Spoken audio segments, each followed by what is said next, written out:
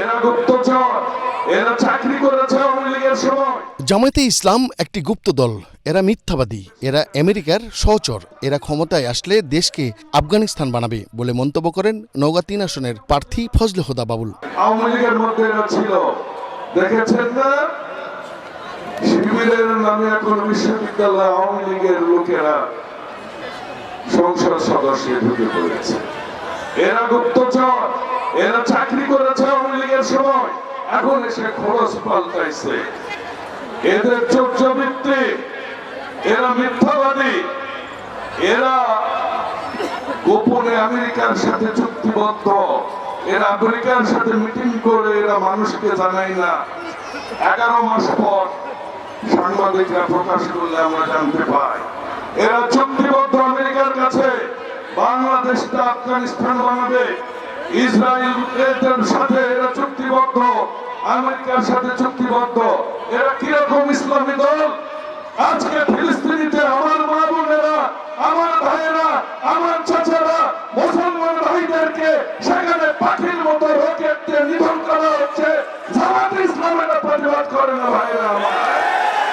বিকেলে বোতলগাছি high school মাঠে নির্বাচনী প্রচারণা শেষ সমাবেশে এসব কথা বলেন তিনি। ফজলে হুদা বাবুল আরও বলেন, এরা আমেরিকার সাথে চুক্তি করে ক্ষমতার মসনদে বসার স্বপ্ন দেখছেন।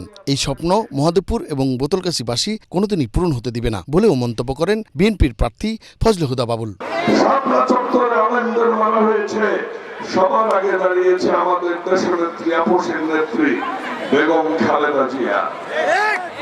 কোনদিনও জামাতের লোকেরা বলে না শাপলা চত্বরে আমরা যেটা হাফেজদের মারা হয়েছে বিচার চাই, কারণ ভাসুর মাইন্ড করে।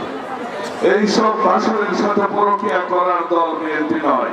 প্রিয় নেতৃবৃন্দ, সর্বশেষ কথা বলি আপনাদেরকে, সেটা হচ্ছে আপনারা এখান থেকে যাবেন সকাল ফজরের নামাজের সময়, বিশেষ করে যারা আপনারা নেতা বসে আছেন, কেন্দ্রে যে নামাজ পড়বেন। যদি কম্বল লাগে যায় নামাজের মতো আমি পাঠিয়ে দিব। রেজাল্ট না নিয়ে ফিরবেন না, প্রয়োজনে চুলা ফেলে ওখানেই রান্না হবে।